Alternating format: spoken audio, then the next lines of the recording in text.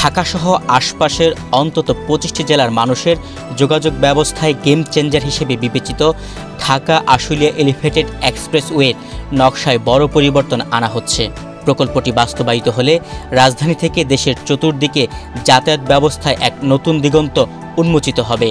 উড়াল সড়কটি শাহজালাল বিমানবন্দরের বিপরীত দিকে কাওলা থেকে শুরু হয়ে আশুলিয়া, জিরাবু বাইপাইল হয়ে ইপিজেড ও শ্রীপুর বাসস্ট্যান্ড পর্যন্ত নির্মাণ করা হবে।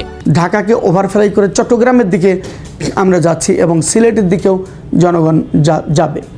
তো এই সড়কের সাথে উত্তর এবং পশ্চিমাঞ্চলের প্রায় 25 থেকে 30টি জেলার যানবাহন এবং জনগণ এটা সুবিধাভোগী হবে। করোনা বা যে কোনো ভাইরাসের এগেইনস্টে ফাইট মানি ব্যাকট্রলের লেফট রাইট। ইপিজেড এবং বাইপাইল থেকে আশুলিয়া এই কলকারখানা অধ্যুষিত জায়গার যতগুলো ফ্যাক্টরি কলকারখানায় উৎপাদিত পণ্য এই সড়কটি ব্যবহার করতে পারবে এবং এতে করে 4 কোটির বেশি লোক এই সড়কটি ব্যবহারে করতে পারবে বলে আমাদের প্রাথমিক ধারণা।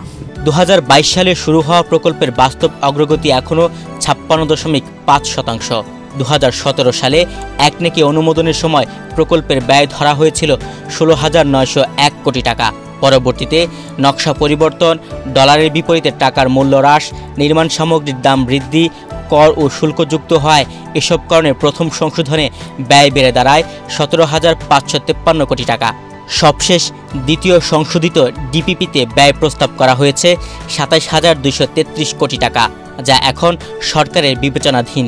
এই 9,660 কোটি টাকার মধ্যে 6,020 কোটি টাকা হলো আপনার ভ্যাট ট্যাক্স এবং ডলারের মূল্য বৃদ্ধির জনিত কারণে। এর মধ্যে এই 6,020 কোটি টাকার মধ্যে সরকারি খাতে জমা হবে 1,586 কোটি টাকা। তার মানে সরকারের এই পকেট থেকে ওই পকেটে যাবে। আর বাকি যে টাকাটা এটা ডলারের মূল্য বৃদ্ধির কারণে এটা এই বাকি প্রায় 4,000 কোটি টাকার মতো এটা অতিরিক্ত লাগবে, এটা ডলারের মূল্য বৃদ্ধির কারণে। এক্সপ্রেসওয়ে নির্মাণে টেকসই ও দীর্ঘস্থায়ী করতে উপকরণে মানের ব্যাপারে কোনো ছাড় দেওয়া হচ্ছে না। প্রতিটা পণ্য ল্যাবে টেস্ট করে ব্যবহার করা হচ্ছে। অগ্রাধিকার দেওয়া হচ্ছে আন্তর্জাতিক মানসম্পন্ন দেশি পণ্যে, যেন নিজেদের অর্থনীতিরও ভালো হয়, বৈদেশিক মুদ্রা রিজার্ভেও চাপ না পড়ে। শুধুমাত্র দেশে উৎপাদিত হয় না এমন উপকরণ আমদানি করা হচ্ছে। যেমন বর্তমানে দেশি উৎপাদিত হচ্ছে আন্তর্জাতিক মানের ভিটামিন।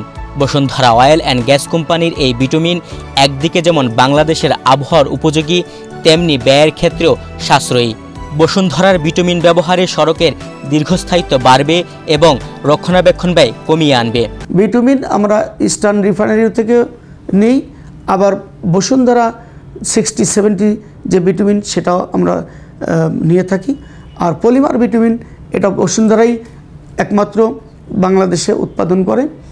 এই পলিমারটা ভিটামিন অত্যন্ত গুণগত মানসম্পন্ন এবং প্রযুক্তিগতভাবে এটা নির্মাণ শৈলীতে একটা ব্যাপক সাড়া ফেলেছে। এটা টেস্ট করে আমরা যেটা ব্যবহার উপযোগী সেটা আমরা ব্যবহার করি এবং আমরা ভালো এতে ফলাফল পাচ্ছি। এতে করে একটা আমাদের ডলারের উপরে একটা চাপ কম পড়ছে। সেতু বিভাগের তথ্য বলছে 2027 সালের মধ্যে প্রকল্পের কাজ শেষ করার লক্ষ্যমাত্রা নির্ধারণ করা হয়েছে। নকশা পরিবর্তন, পানি, বিদ্যুৎ ও গ্যাস লাইন স্থানান্তর সহ নানা প্রতিবন্ধকতা পেরিয়ে এগিয়ে চলছে এই এক্সপ্রেসওয়ে নির্মাণ কাজ।